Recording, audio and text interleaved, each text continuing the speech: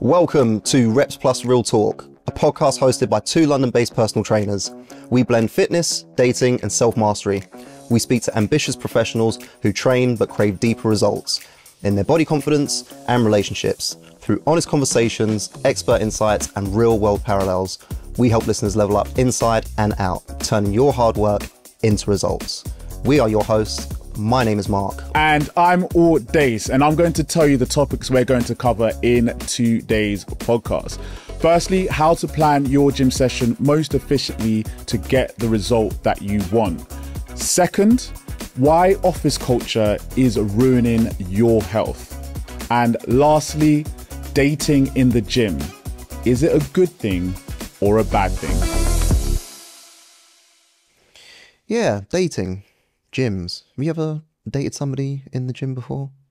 No, I never dated someone in the gym. It's kind of tricky for it because obviously that's our place of work. So you got this. You get told you shouldn't shit where you eat. Like, Yeah, you shouldn't. Yeah. Have you? I have not. Can you hear me in the back? I have not. Oh my word. No, I've never done it. I've heard of stories, seen it, and it go catastrophically wrong. Yeah, man. You got to change gyms. It's long. Imagine having to change your place of work because of the now awkward tension that you have with somebody else that's at that gym. It's long. But on the flip to that is the stats show that the place where you're most likely to meet the person you marry is your place of work. Yeah. So it makes it then difficult when you get told the rule you shouldn't date anyone at the workplace, but then it's actually going to be a place where naturally, because you spend so much time in your week there, you're going to be able to get to know someone. You're going to develop deeper connection. Yeah, and then you're obviously then going to be able to have somewhat, definitely in a gym setting, you're going to have a lot of shared values.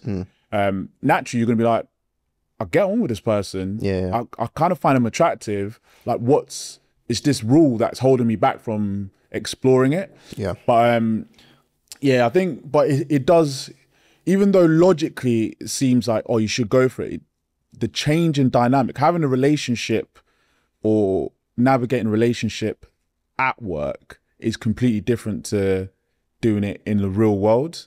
And there's a lot of stumbling blocks. Like, for instance, it'll be the fact that you're just not having any separation from your partner, whereas when you're dating in the real world, you're not gonna go straight into like living with them, like after. But if you're trying to date someone at work, it's almost you get to that place of familiarity where you're just in each other's space like super quickly, and I think that's unhealthy. Like, to be in someone's space that quickly before you've like really gotten to know them and got comfortable being in their space for that long in a dating context.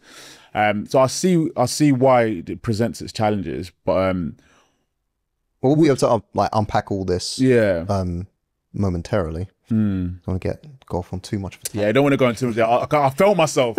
I felt myself going down that rabbit hole started to be a little bit slippery, you know. I need to dial it back in. So the first topic, yeah. Trying to put together an effective routine with a busy schedule. What is the best way to go about doing that? Yeah, so the topic that we're trying to discuss is what is the minimum you need to do to get the most like stimulus effects out of your training. How do you need to structure your training sessions to get the most out of it? And we're going to assume that the goal is to gain strength, build muscle, and also like kind of lose fat. I think those are three very common goals that people have when engaging in any kind of fitness plan. So you want to be efficient. So the most efficient movements you can do in the gym are, compound lifts. So and the compound lifts they're multi-joint exercises. So multiple joints will be moving at the same time whilst you perform that exercise. Will be your things like deadlift, squat, bench press. So these are things you've probably heard of before. Because of how like challenging and taxing these movements are, because they're typically the movements you can lift the most weight with. You want to have them at the beginning of the session whilst you've got the most energy, whilst you're fresh, you're alert, so you're not gonna injure yourself. And you also then be able to push yourself in those exercises to really challenge yourself. So you always want to prioritize compound lifts as best as possible, as much as possible. So the more compound lifts you can get into a routine, a workout, the more efficient that workout will be in order to get to that goal. Yeah, the more bang you'll get for your buck, basically. Yeah, that's what we're trying to really focus on. You know, the short amount of time that you do have, whether it's like 30 minutes, 45, whatever it might be, just trying to make that as impactful and effective as possible. And again, I know it's easy to lean into, you know, some of those more single joint movements, whether it's the machines that we use, whether it's like the leg extensions or bicep curls or, you know, little lat raises and, you know, those things that you feel a little bit more comfortable doing, or kind of like hiding in the corner of the gym and just having like being in like your own little bubble. Again, we need to try and step away from that and go into the areas of the gym and be a bit more willing to attack those things. Don't be scared of the barbell. Yeah. Don't be scared of the barbell. What I definitely try and teach with my clients as much as possible is to get them to a point where they can progress to the barbell and they're comfortable with moving weight with a barbell, because that's where you can like really like lift some really good amount of weight and get them like that maximum like stimulus that we're looking for to get the results that you want. Do appreciate that not everyone is ready for the barbell straight away, but have it in mind that that's something you kind of need to be working towards. Yeah. If at all possible. Obviously negating if you've got any kind of like injuries, niggles that stop you from being able to do certain exercises, but that should be the foundation. Building up. 100%. And I think a lot of people are scared of going into like the free weight section, saying that it's for bodybuilders, it's for athletes, but or for men. All for men, and we're basically here to tell you that just like don't listen to any of that. You are as deserved to be in that place of the gym as anyone else is. Like, don't let that kind of not being like them act as some kind of hindrance to stop you from being in the same space. You got to just like go in there, dominate, do your thing. You know what I mean? That's really important. And another thing to make your sessions really efficient, because you've got to appreciate sometimes you might only even have like half an hour. So if the goal is compositional change, I think a lot of people can get mixed up. People, if they want to lose fat, tend to chase cardio first. Cardio, the HIIT workouts, sweating. I tell you right now, you can get the most change in like how your physique looks like from a composition point of view by just primarily focusing on the weights. I don't think people do enough heavy lifting of the compound lifts, and that will help you. So trying to I need to squeeze in my cardio. I'm telling you, if you've got half an hour, chances are you're better off just focusing only on weights. So prioritizing weights, making sure you're doing compound lifts as much as possible, and the other thing as well that I think people fall into trouble is like what's the intensity that you need to train at, because sometimes people may be doing those things but not seeing the results. So tell them, give you a chance to speak. How do people effectively how do they need to be approaching these sessions? Well, first thing that I want to touch upon before I answer that is don't be too put off if at the end of a strength training session you don't feel the way you normally would feel at the end of like a cardio based session, because it's a different kind of fatigue or depleted feeling. And in some cases it definitely doesn't feel as intense. Just because you're not like running, like sweat running down your face, struggling to put words together and whatever else, like don't think that that's not an effective workout.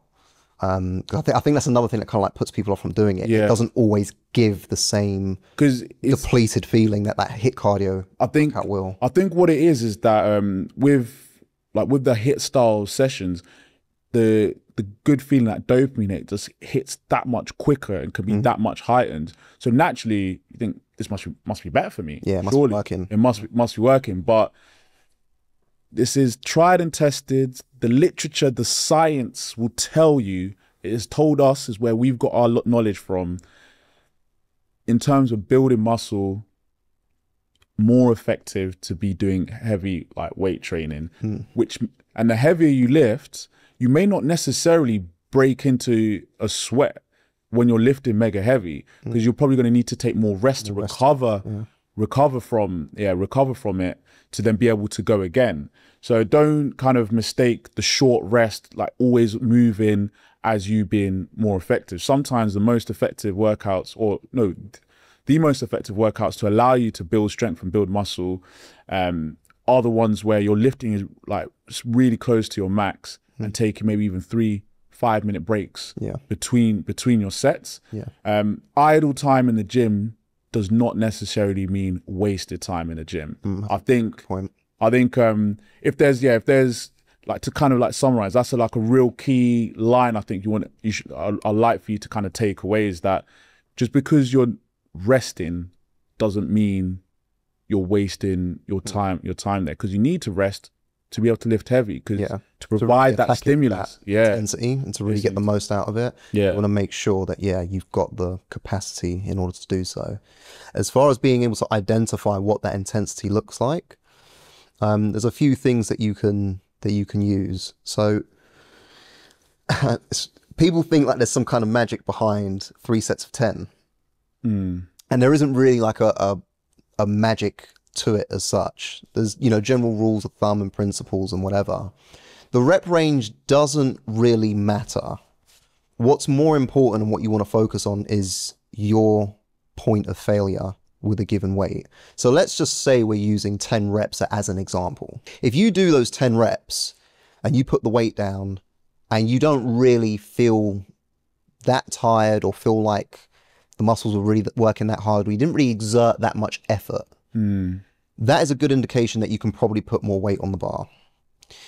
The idea, especially like in the beginning, the idea is to try and find, your start point, or find like where your foundation is. So you want to try and keep putting the weight on and building up to a point where that 10 reps starts to feel tricky. As you start getting closer to those 10 reps, so let's just say you get to like 7 or 8, and then that's when the gym faces start coming out. That's when you start like grinding your teeth and you start looking a bit, and whatever. Those typical gym faces, right? Once you get to that point, that is a much stronger indication of working at a more appropriate intensity level. So I know that when I'm training my clients, I'll give them a weight and they'll think I'm being horrible by just making it heavier. And I'm like, no, I can see we're still not close to that ceiling just yet. Do you know what's crazy? Sometimes I'll be in a class and client they'll be talking to me mid-set and they'll come away from it and they'll be like, oh, that's heavy. I was like, it's not heavy enough. Yeah, if you're talking to me. You're talking to me while... in a heavy set, are you able to hold a conversation? How my clients do it sometimes, it's actually quite impressive. Yeah, I was like, I know for a fact you're not exerting yourself to the necessary intensity. This is where we come into like actually G-check them and tell them this, even though you're here training, you're actually not training correctly to get the result that you came here for. And this is what this is what we both mean in the sense that it's when you're probably making those faces that you're actually training at an appropriate intensity. And I think people are scared of getting injured and like maybe don't like the feeling, it's uncomfortable. But you gotta get uncomfortable. And the whole safety thing, is important that you could have good personal trainers, i.e. one of us, or just make sure that you go with someone that knows what they're doing so they can teach you the correct technique. So then you feel comfortable with pushing yourself to that level of intensity. And specifically the level of intensity that you're trying to look for, what the literature will tell you is you want to take your sets, your working sets, to 1 to 3 reps shy of failure. So it's at that point where you're 3 reps away from failing. That's where you're starting to see results. So you imagine going to the gym and just taking everything to 5 reps before failure, and you're training 3-4 times a week. You do that for 6 months. You're not seeing results because you're training incorrectly. Yeah. And this is where some people get disheartened because you're putting in all the effort and the man hours, but you weren't applying the strategy quite with enough meticulous intent to get the outcome. Imagine all you had to do was take another 2 reps every single time, and you could potentially be halfway to the body of your dreams that you wanted. Yeah. So you can have the best workout plan, but then if you're not actually applying it correctly, so I could give you Ronnie Coleman's plan. That's going to get you massive, isn't it? You might end up being a bit spinal, but it's going to get you massive. But if you're not taking, if you do that plan and you're outside of 3 reps side to failure, you might not build any muscle. Yeah, true. I'm just imagining your average 9 to 5 going to the gym for the first time. Everyone knows who Ronnie Coleman is, so that's why. I mean, yeah, but I'm just imagining just like what that would look like. Your first session. Ain't nothing on a peanut. Yeah, buddy. One of the greatest bodybuilders of all time. We're following his workout on day 1. Yeah, obviously that's mad. Yeah, that is mad. That is an absolute injury waiting to happen. The funny thing is, I wouldn't even do it. Yeah, trust. Yeah. About 10 years, man. Yeah. Still wouldn't hurt. But it drums the point home about having the correct application of the strategy, because there's a lot of these things being thrown out of line. This is the perfect this, the perfect that, perfect that. But A, you need to apply it, and then B, you need to actually apply it correctly. Yeah. So there's the consistency and the intent behind it. So if you get given the plan, and ultimately any plan will work if you follow these principles. Progressive overload, so you're trying to challenge yourself, so you're lifting more weight over time or increasing reps over time. If you're taking your sets that 1 to 3 reps shy of failure, you'll go a very, very, very long way to get stronger, build muscle. Granted, there are other things like from a nutrition perspective, exercise selection, but in terms of how you go about your sessions, you need to, you categorically have to follow those 2 principles, or you won't see results. Yeah. So yes, it's super important to do those things. Do you know what this has made me think about? I guess I've never really appreciated the gap until I guess this conversation. The knowledge gap. Yeah, man. I mean, I'd take it for granted because this is what I do, and I've been breathing this stuff for like years. But you take your average just in an office 9 to 5, that gap between that point, training like 3 times a week, the associated things that you need to change in, like with your lifestyle, whether it's getting the steps in or the food side of things, again, like the correct structure and being able to apply it correctly. There's actually there's a lot much, and I think because of that, the sheer amount of information that we've learned going across in our journey, ultimately you learn these things by doing. So what I've realized is that we're able to give our clients the information they need to circumvent all the nonsense we've gone through to get to the point that we're at. Because I'd say probably in the first maybe 5 years of training, I was training like hard, but probably not efficiently as I could have. Definitely not. Now I've gotten to a point like I can be really efficient with my time in 45 minutes. I know what to do to get what I want out of that 45 minutes. Whereas before, it might have taken me an hour and a half to get the same result, like when I started out. So it is bonkers to think how much knowledge we have to be able to package something in a certain way to just, you want that result, do this 45 minutes this way, boom, you got the result. So that's why it's important to seek that information. I think people get disheartened because people ultimately, not everyone wants to do that journey themselves like we did to be able to learn what we've learned.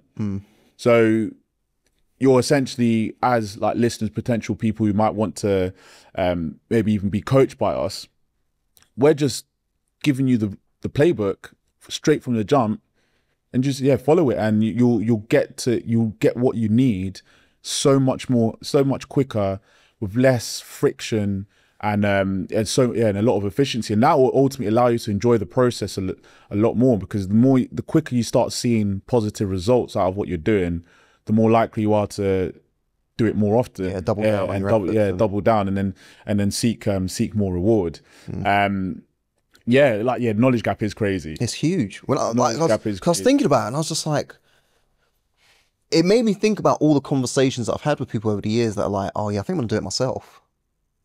And just thinking about that now, I'm just like, that's going to be a long road ahead, trying to piece all this stuff together.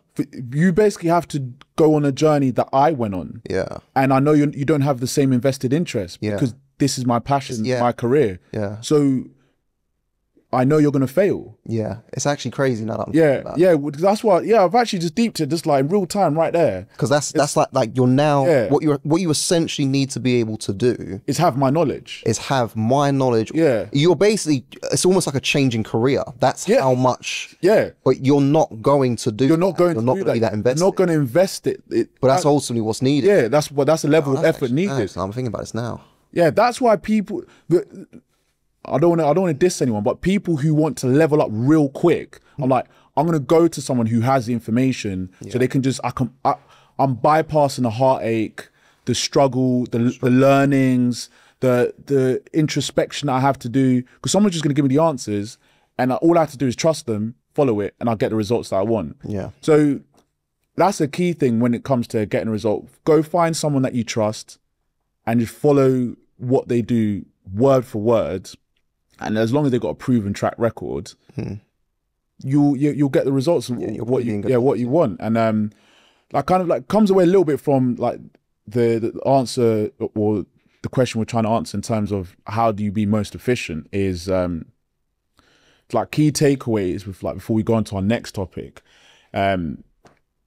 Prioritize compound lifts. Yeah. Make sure you're lifting with enough intent, and sweating or being out of breath isn't always the indicator for a good and effective workout. Sometimes taking more rest so you can challenge yourself a bit more will actually get you to your goals that much quicker. Yeah. You got anything to add? I think that's the main takeaway.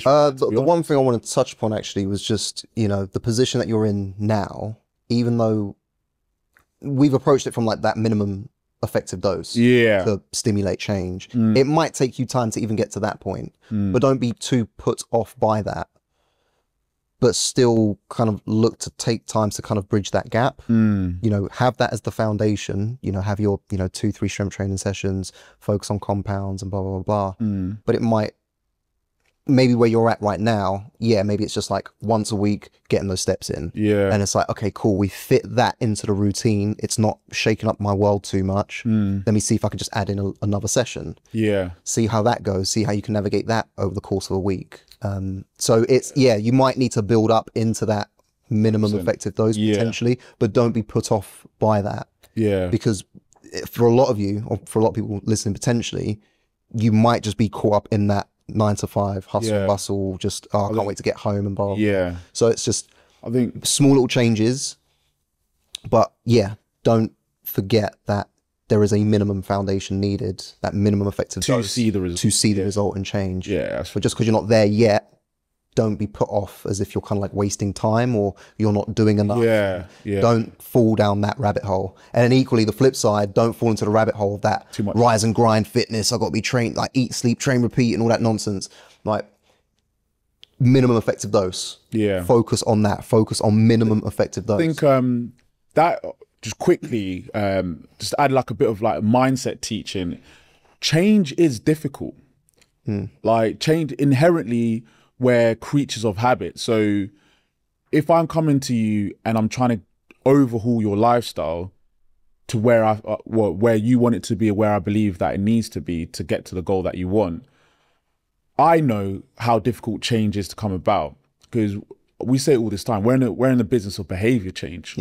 So like psychologically, because we're trained to be creatures of habit, trying to bring change to someone's lifestyle and their habits is difficult. So that's why you have to be kind to yourself, be persistent, and just go little by little. just because knowing that change is going to be hard to come about. Where people get disheartened is they want that change so rapidly, but if you understand that change is inherently slow, then it will help you stay consistent. Yeah. And when you hear these things, these mantras of just never give up, it's to train yourself to be consistent, because the change that you want will take a long time. And we're not here to like bullshit you and say that you're gonna have your whatever you want overnight. It is gonna take a long time, but what's gonna make it even longer is if you give up. Yeah. So give up, or if you keep going down, these inefficient routes, ways of doing things, you know, focus on having the correct foundation to strive towards, and then just get to a point of, again, that minimum effective dose, just doing enough to be able to see change. Because once you've stimulated the body to see the changes that you want, you're winning at that point. It's not a matter of if, it's just a matter of when. So you just need to stay on that path long enough until you get there. Now, it might take you a bit longer because, I don't know, with everything that you're juggling in your life, and you can only do your 2 sessions a week in comparison to someone else's 4, but it doesn't matter. You will get to the end result as long as you stay on that path long enough. So yeah, don't be discouraged and just focus on minimum effective dose, because as long as you're at that point, it's just rinse and repeat, and then you'll get there. And really and truly, and again, just another like little mindset shift, even if it does take you longer, once you get there, you won't care. You've done it. Yeah, you've got it. You've reached that peak, that point of, you know, peace within yourself, comfort within yourself, loving yourself.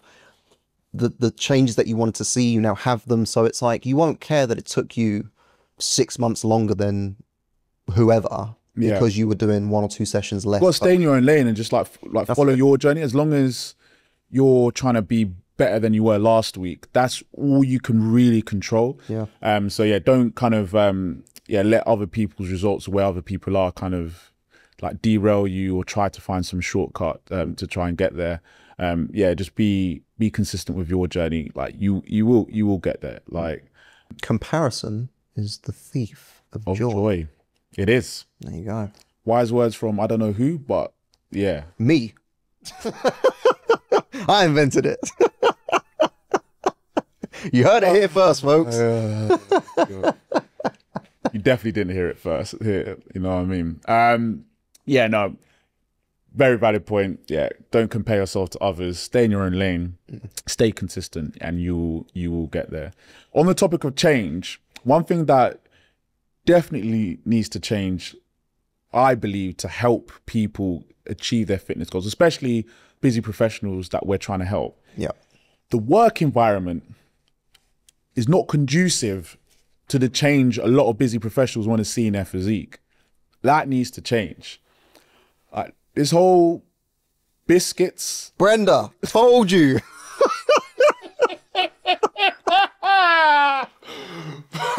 Stop bringing in the biscuits. Come on. You're messing up for everyone. No, I'm on a diet. Brenda. I'm on a diet. You know, if you got a woman you work with, Brenda. Oh man, you're gonna hate us. When you say Brenda, I'm thinking of like a massively overweight school dinner lady. That's kind of force feed you bad stuff. Like, allow it, Brenda. I'm gonna cut. I want any more, Brenda.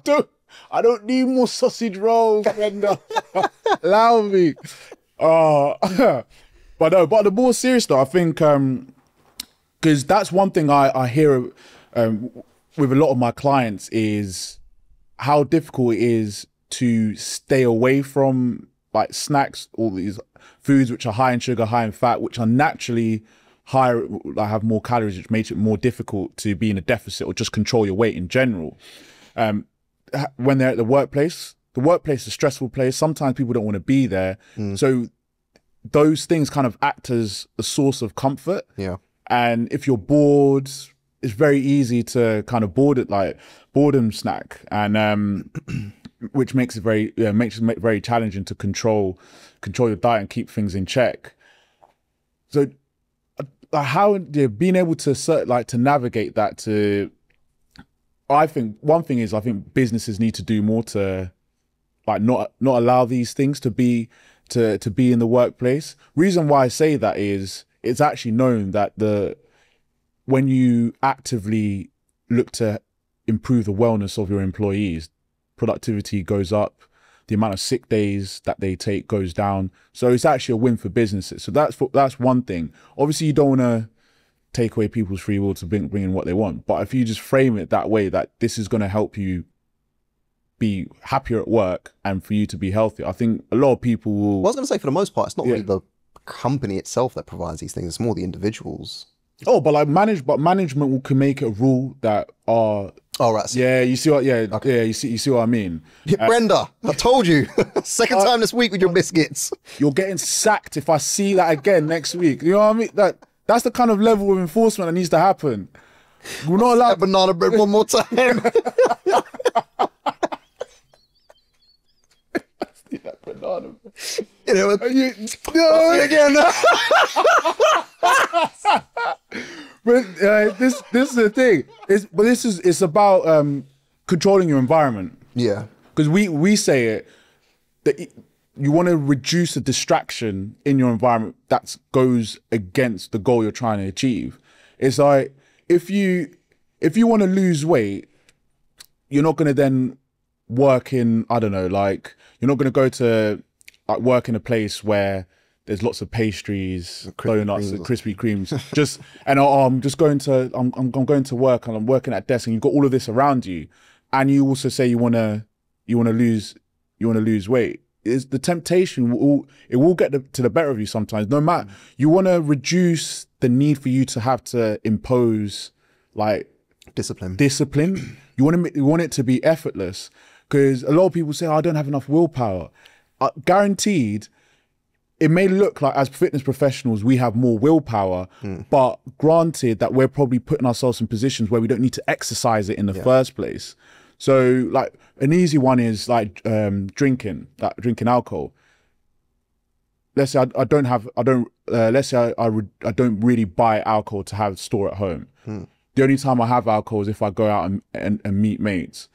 Maybe I reduce the frequency in which I have social interactions where alcohol is present. So then that way I'm controlling my environment. So the likelihood of me having alcohol is less. I don't then need to be in an environment and be like, no, I'm not going to drink that, because I know that I've put myself in a good all-round position across the course of a month or a course of a year that I'll have like a safe, tolerable level of alcohol that's not going to be to the detriment of what I want to achieve. So that's why it's super important to control your environment.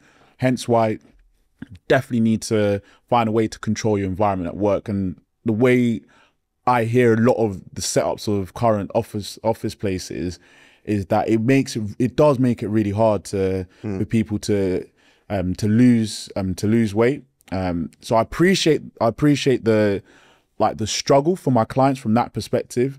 I'd say to my clients, like, try as much you might feel like you're being alienated, try and impose like you want a healthy environment at work. I'm pretty sure that if you came together as an office and said like you want to try and be more healthy, no one's going to be anti-health. I don't think. Well, I might be. So I don't think it's so much like an anti-health thing. It's just more of that, oh, go on. Just have a little one. Don't be a killjoy. Yeah, and all that stuff. Yeah. So, and again, like, the thing is, maybe it's just how I am as a character, right? But that stuff doesn't really faze me. I don't really care about that. But a bit of a mindset shift. And I think this is something that's very important for people to think about and to hear. Those people aren't going to help you to get fitter, healthier, better. And that kind of, just for lack of a better word, that type of judgment that you'd get from an individual like that, who's kind of like looking down on you for, you know, being boring and whatever else. You don't get that from people like Audace and myself, or just people that are into fitness, into themselves. Very true. So this is also something to think about with like the people that you surround you with. I mean, in the workplace, you can't really avoid it, but like with like your friends and things like that, just something to think about, one. And two, like I said, you know, these people at work, Brenda and her biscuits and whatever. That's going to be like a running joke now, isn't it? Sorry, Brenda. I'm really sorry to all the Brendas out there. Really, really sorry. But yeah, tell Brenda no. You gotta tell her no. You got to tell her no. Sometimes you do have to exercise that kind of... It's just a boundary. There's boundaries, yeah. You just, it's just like, no, I don't want it. And after a while, once you're just a bit more, because when you do the, this is actually a really good one. When I talk about like alcohol with my clients, it's not so much that you should lie, but never, when somebody offers to buy you a drink or to give you something, never say, oh, I'm trying to give up or cut back or I'm on a diet. Never frame it like that. They're about to give you a sales pitch as to why you shouldn't, shouldn't be doing that. But on the flip side, just using alcohol as an example, if somebody offers you a drink and you turn around to them and say, no, I don't drink, no one will question it. Yeah, that's true. They won't question it because it'd be like, oh, is it a religious thing? Is there like some kind of trauma with it? Yeah. Okay, I'm not going to push it. Yeah. But when you're like, oh no, I'm trying to cut back and I'm trying to once they clock you on the fence? Yeah, that's just like, oh, go on, just have one. just a one. Just a one tequila shot. And then it turns into 6. Yeah. It's always the way. So just be careful and be mindful like how you frame it. If you just frame it a bit more matter of fact or just a bit more firmly, people will just, oh, okay, cool. Well, they just, for whatever reason, and they just won't push. But you do that 50-50 thing, or I'm trying to, it just opens up that sales pitch of like, no, let me see if I can swing you onto this side. Yeah. Well, I think, to add to that, the whole context of environment, just align, even if, let's say the workspace is a very challenging place to be in line with your, like trying to be in a calorie deficit, trying to lose weight because all these things are there. Spending time with people who are more aligned with your fitness goals, their good kind of insight and energy will rub off on you eventually. Because if I was to spend time with people who love snacking on cakes, even if me as a fitness professional, if I spend 9 hours with people like that, chances are I'm probably going to have a cake as well because I'm going to be caught in some kind of conversation in the corridor. They'll hand me a cake. But if I only then chat to the people in the office who are all about their fitness, they might be offering a protein bar. Like, so it's trying to spend time with people who are actually aligned with your goals as well. So I think that's probably the easiest thing you could do in a workspace. Just chat to the guy who seems to be like on job with their fitness, because they're in the same space as you and they're still able to get like a good fitness result. So there must be something that they're doing that's allowing them to be successful in that workspace. And that can be the beginning of like a culture shift as well. Within like everybody else in the office. It might start off with just like 1 or 2 of you, but then naturally, like you say, it will filter down. Others will start adopting and tweaking things about, their lifestyle, some of the decisions that they make on a day to day. So your environment's very powerful. It's so powerful. So powerful. Because we have the way we operate is this like herd mentality where we just follow what the majority do. Sometimes even to the detriment of us. So if we're in an office where the majority like are snacking, but the majority also want to lose weight, you'll still snack, even though it's actually not in line with what the majority actually want of themselves. So you have to kind of have that bravery to, no, I'm not going to follow the rule of thumb here. I'm actually going to follow what's in line with what I want to achieve and the person I want to become, and just stand firm with it as well. And that, I suppose, takes a bit of confidence. It does take a bit of confidence. Like self-belief, which goes back to why fitness is so important and how building the confidence it will allow you to make those decisions that little bit easier when you're in a tough environment where you might easily maybe succumb to like having that takeaway, a slice of pizza, cake, biscuit. So if you can't change the actual environment, you can change who you interact with in that environment and to your favor. And how you... So, because a lot of people say, oh, but I can't change where I work. Change who you interact with at work. Find a person who's closest to where you want to be. And I guarantee the more time you spend with them, your habits will change. That's why people want to come and want to train, like want to work with a personal trainer, they ultimately want to have our habits. Yeah. So it's by working with us, by buying our time, you're putting yourself in an environment where our habits can rub off on you. Yeah. So it's the same thing, but you can do it at work. You can do it for free. Do it for free. It's for free. Don't tell me it costs something to change your life. You don't like a freebie. You don't like a freebie. We'll just give you some free. Oh, do you know how many free? Do you know how many free gem? We need to monetize this podcast. Took me 10 years to go off that gem. You just got it for free instantly. For free. Oh my word! But yeah, no.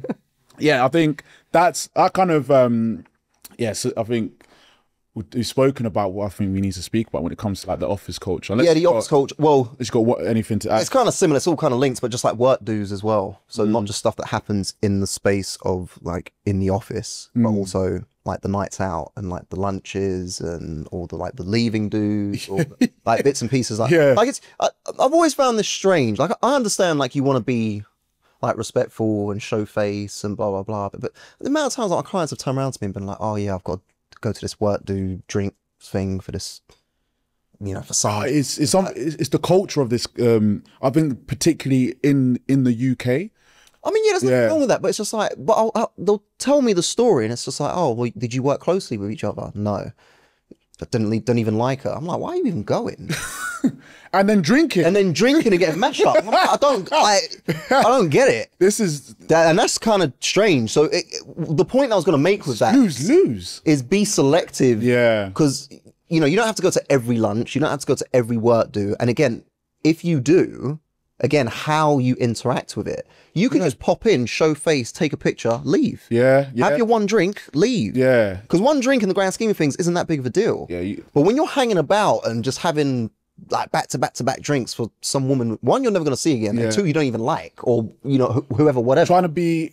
It just seems strange to me. Because I get why people do it, and it's... Especially if you're new to a company, you want to just make sure that you're like your face, you're more present, you're getting to know, you're building relationships, building rapport. That's fine.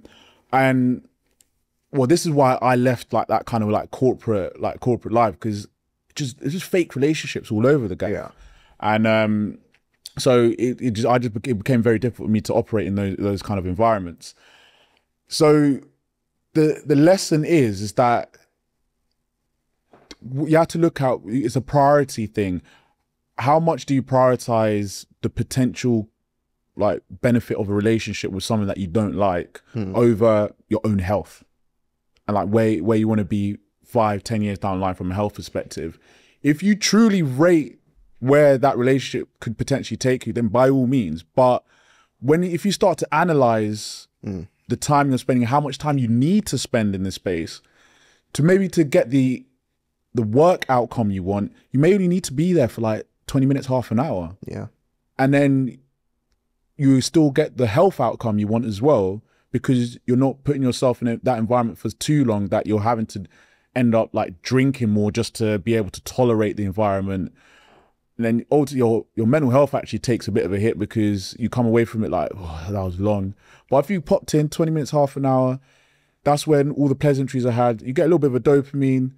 Like people seeing you there, like they respect that you come. That's it. You're busy. You're looking after your health. Take the picture. That's proof. Yeah, Social proof. Social proof is key. Yeah, that's another gem as well. We got taught that on the mentoring. Nah, come on now. we're giving away so much. Too many gems. Yeah, too many. In here. Too many.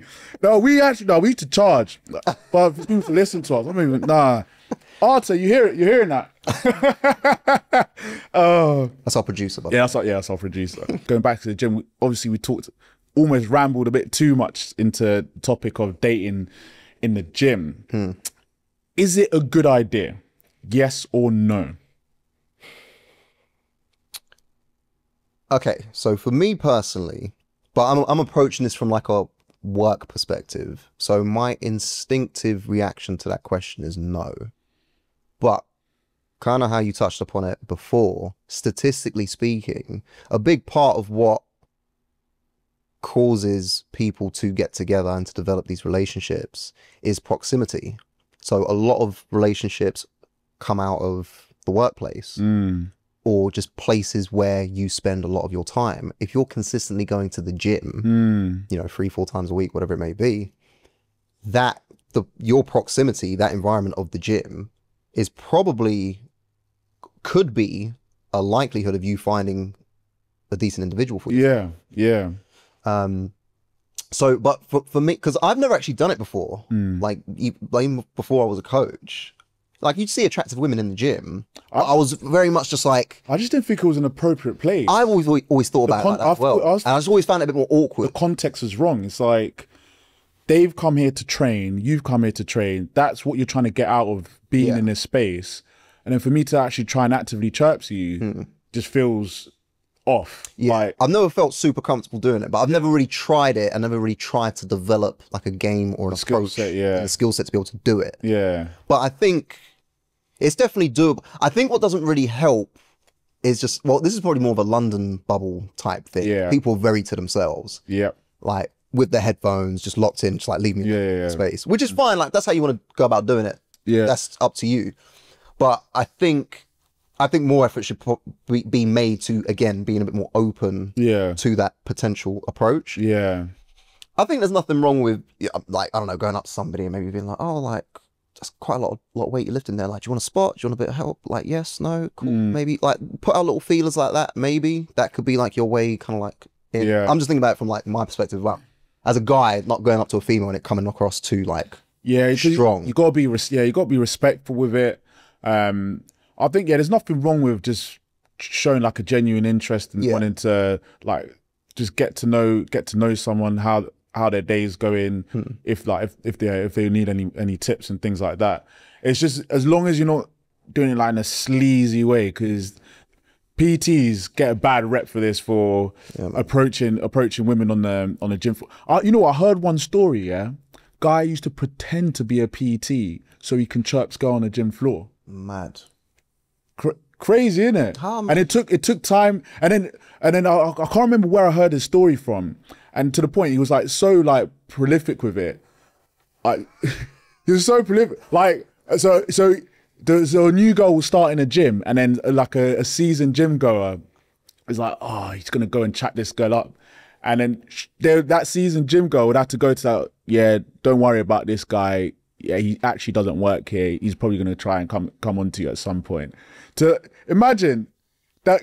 How man committing for like a profession? That is mad. And they're making people like us, the real trainers. Yeah, the real trainers look bad. Who actually have gone and studied, and we actually want to help people to the core. They make us look bad, ridiculous. I couldn't believe it when I heard that story. He's a clown, man. What? Imagine. Some people have too much time on their hands, man. It's actually ridiculous. I hear stories about men that do stuff. I'm like, bro, like, don't you have bills to pay? You ain't got no hobbies, like anything. Read a book, anything. No, that could be part of that could have been his dating tactic. You know what? I'm not going to go to the clubs. I'm not going to go try and meet people in like social settings.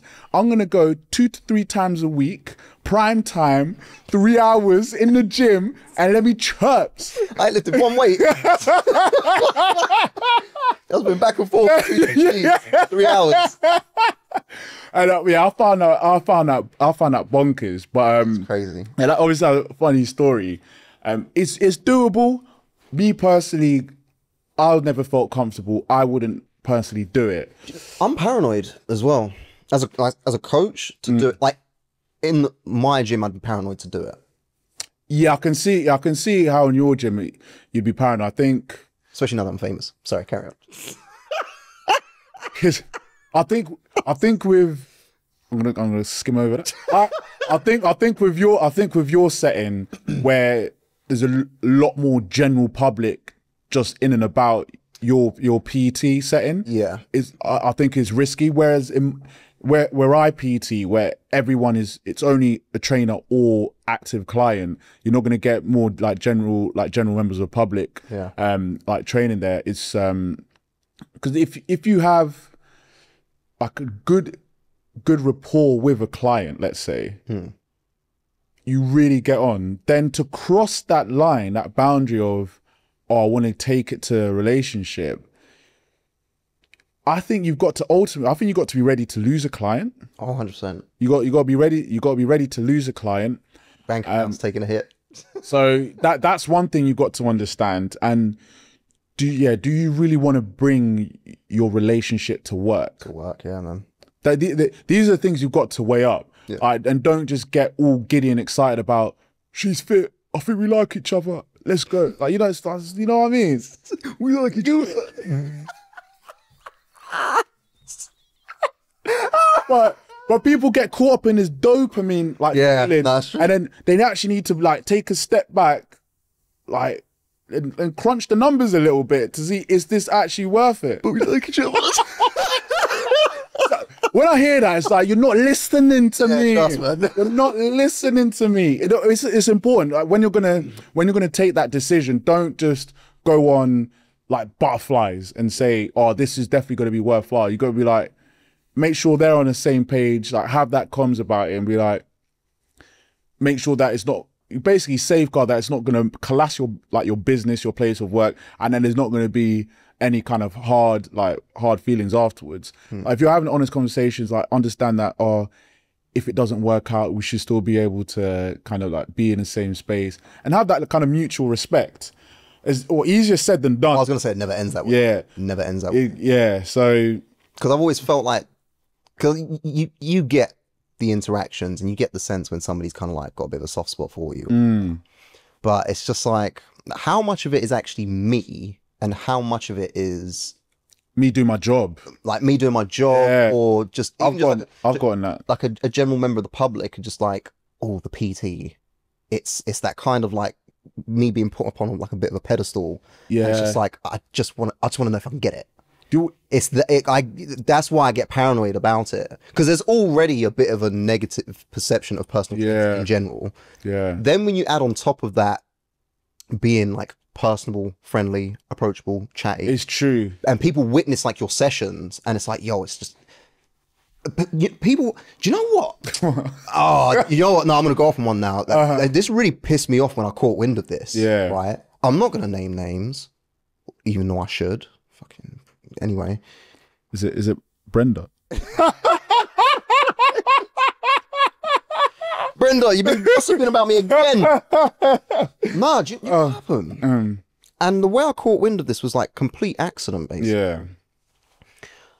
I know this perception of me exists, but it can't be validated unless I prove it by doing something silly. Yeah. So it's ultimately just kind of like all talk, and I can kind of get away with it. Where it annoyed me, another trainer that works in my building went and told his client, or one of his clients. Now, again, I only know of one client, but it wouldn't surprise me if that was a message that was being told to clients. That's, I only train women. Okay. And it also followed it up with the implication of just like, oh yeah, he only wants to train women because of X, Y, Z. Okay. Right? This guy's trying to gain business. I don't know. He's trying to hold a slap is what he's trying to do. I mean, you know, he's just, I need to like clamp this like competition. I need to make my competition look bad so he can try and get more business. Well, the thing is, so one of my clients told me about this. And the reason she found out is because she works with his client. Oh, so it was a complete accident. Yeah. And that's how I found out. So when my God bless her, when my client, so they've had this conversation, they're like, oh, we've got trainers at the same gym. So he's said that to my client, and obviously my client's gone, absolutely not. Like, what are you talking about? I've met a lot of his clients. It's actually quite a 50-50 split. Yeah. And like he's done events for them. And blah, blah, blah. Like, that's absolute nonsense. Like, why did he say that? I mean, I found out about it. I'm not gonna lie, I was genuinely like really pissed off. Because it's a damage to your reputation. Right, exactly. Yeah. Right. So, like, and again, that's through no fault of my own. Yeah. That's just me just like doing my thing. But this guy has now turned around and said some shit like that. I was mega pissed off. Mega pissed off. Like, did you get to the bottom of why he said it, where he got it from? The thing is, I actually never said anything about it, and I just left it. Yeah. Because there was nothing positive that can come from that interaction. Like I said, you're just gonna get vexed. He's holding the maddest slap. Yeah, you're gonna say something like that. It's ridiculous. Yeah. And it's so untrue. But really, this is the perception that exists, and this is why, like, I'm so it's mad unprofessional, right? This is why I'm like so paranoid, because these things are already floating around. People are just waiting for that one excuse, my one slip up to be able to go, knew it all along. You think people are looking for you to slip up? I've already got somebody I'm working alongside that's already chatting shit about me. And people, bro, I get the comments as well. I get the comments. Oh, Mark, stop flirting. Oh, Mark, stop doing. I get all of it. This is what I'm saying. It's just, you see the price I pay for being good looking and charming. No, but like, that's interesting. All jokes, yeah, no, it's there. It's there, and I'm genuinely, maybe I'm overthinking it, possibly, but I know it's there. No, because people have made comments. I see the way people look at me. People, and the whole like me just training women thing, I've had several people make reference to that, but to me. And it's like, no, I don't just train females. There's some kind of story which is, but this it's off of like a perception. It's off of like, oh well, I've seen what he's like. They have a good time. What are you doing to give off this perception? Well, no, I'm joking. No, I'm not doing anything. I'm just, like, it's just, I try and make fitness fun. I try and make it a welcoming, warming type environment. Yeah. Right? So I'm always cracking jokes with my clients. More times when I've got a session going on, you will hear both me and my clients cracking up laughing. Right? But male or female, it doesn't matter. Right? But I think it's just because it's so just... like public? I don't know. Public and for people to see. But it's like, if you see me and my female client cracking up laughing, there's good banter and good rapport. It's not flirting. But it's perceived that way. Yeah. But it's not perceived that way when it's a man.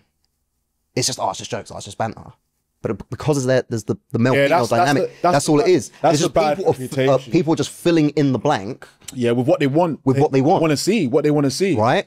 Yeah. And so they're just looking for, this is just from my perspective now, I just feel like part of the reason why I'm so paranoid about whether it's my client or just like another gym goer, I feel like people are just waiting for that moment to have the objective proof of, yeah, I know it all this time. Yeah, he's probably sleeping with his clients and blah, blah, blah, blah, blah. So I'm just really like, yeah, nah. Yeah, I think, oh, damn. Yeah, I didn't realize you felt that way, to be honest. Yeah. I think I definitely don't get that.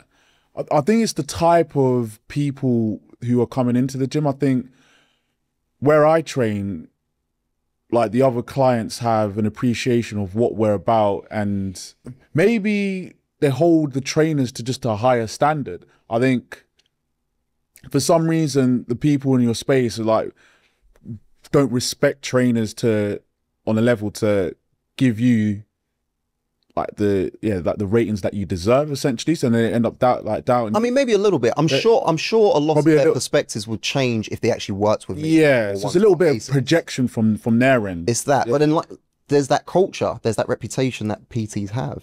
So that equally doesn't really help matters, and that I don't really. We can't control. We can't control that. I don't necessarily fault an individual for putting me in that box. Yeah. What I do fault is when somebody's going to chat nonsense about me like that. Yeah, actually, that's supposed to be like working on my level sort of thing. But you know, that's something else entirely. But it's tricky to navigate. Cause bro, I think girls probably put it on me, man. I'm just like, oh, damn. Why could this be a Saturday night somewhere else? It's wrong context. I'm at work. Brenda, this ain't the time. Stop flirting with me, Brenda. But you know, that brings up another point, just about try and get back on track a little bit. The whole proximity thing. I know people think going to like bars and clubs and those typical social environments are where you need to be going and what you need to be doing to like meet people. I think it's a terrible environment to meet and get to know somebody. You know what? I'm with you on that, because it's drug fueled, it's alcohol fueled. You're seeing a different version of that individual, and you're not actually seeing them in like a real life kind of context. Because I'm gonna go back to like point. Yeah, we were making in the last episode was when you're dating, what you're trying to do is like authentically connect with someone. When you're in a social setting of a bar, there's actually lots of barriers to allow you to do that. The alcohol, the fact it's dark, you can't even see people's faces. You look like? Yeah, I don't even know what you look like. I find out when I take you home at 3 AM, like,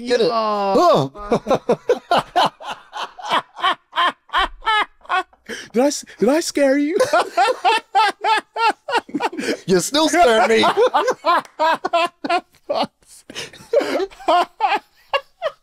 Oh, but no. Brenda, that's you? Oh my god, so funny. Oh, well, it's true. It's true. It's like it's actually a place where it's very difficult to create connection. So it kind of defeats the purpose of what your aim is. I think it's a terrible place to try and build. It's a poor foundation from which to try and build a long-lasting relationship. Or you have to like be really aware of it and realize, or you've seen them in one particular context, which is not going to be like their true, genuine self, and then have to take more time to really get to know them and try to like separate the two initially. Because there'll be some instances like the version you'd see of me on a night out, I might not be presenting myself in the best way, and best believe it's not how I show up consistently either. So it's not an accurate representation of me. Although it is part of me, that can't be what I lead with first. So, and it goes the other way around as well. Is like I can't assume the version of the girl I'm seeing at a bar is going to be the version I fancy or like on a night out. That might not be the version. Maybe that's literally a 1% snippet of that person. If I like that version, and then I may never see that version ever again when I try and take them on dates, and then I get confused, who am I even dating? So this is why I think it's such a problem, me personally anyway, that I don't think nightclubs, bars are conducive places to, if you want to find a relationship. Like perfect for situationships. Trust. Perfect for that. If you're, I heard Clapham's the place. There's one place in Clapham for situationships. Swear down. Like when I was on the streets, there's one bar. Part of the promo for it on the website was, if you're looking for situationships, you should go here. Send me that.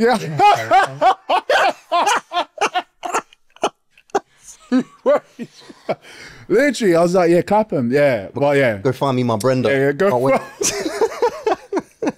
Apologies again, Brenda. All the Brendas out there. If you ever introduce me to a girlfriend of yours and her name's Brenda, I'm done. That'd be joke. That would be so joke. I'd never be able to look in her eyes. Like I wouldn't. I'm about cracking up. Slow to meet Brenda. Literally. Nice to meet you, Brenda. All jokes aside though, because I was actually thinking about this the other day, just randomly, like, popped into my head. I think it was whilst I was kind of like thinking about like what we was going to be talking about for the podcast and whatever. But when I actually think about my own interactions, relationships, and all the rest of it, I actually think any sort of significant relationship that I've had with an individual, I've not met them in that type of environment. Yeah. When I really think about it, and the individuals that I have dealt with on the back of meeting them in an environment like that, it's not resulted in anything significant. It might have been fun. It might have been a good night. Yeah. But that was pretty much it. And I was thinking about that, and I was like, in as much as I've got this firm stance with, meeting somebody through work and whatever else, it's probably a much better environment. The statistically speaking, it shows, right? Yeah. It's a much better environment to actually develop something more meaningful and more like... Because you can connect with someone. You can connect somebody properly. You also get to kind of like see their mannerisms, their habits, like on a day-to-day. So you can know for sure if like this is someone I could actually spend an extended period of time with. You're getting a snapshot of someone in a bar, nightclub, and you're trying to base off of that. You're trying to base if you're going to be compatible. It's always going to be, in my opinion, a recipe for disaster. You don't have enough data, essentially. The foundation is just all wrong. Yeah, it's all. It's not to say it can't work, but again, it requires that much due diligence. The odds are not in your favor. Yeah, they're really not. They're not in your favor. Environment. Yeah. I think we've been instructed to wrap up, guys. So we'll give you some action points to take away from today's episode. Starting off, we'll start off like that minimum effective dose. Minimum effective dose. So what you need to focus on to make sure you're getting the fitness result you want: strength train priority. You want to prioritize compound lists within that session, and then make sure you're using the correct level of intent. So that 1 to 3 reps shy of failure is what you want to be kind of aiming for, and make sure that the method you're using is sustainable, because you're trying to build this habit over time, and that change you're looking for is going to be challenging. So you got to be consistent with it, and stay patient on that journey. And then second point is say no to Brenda.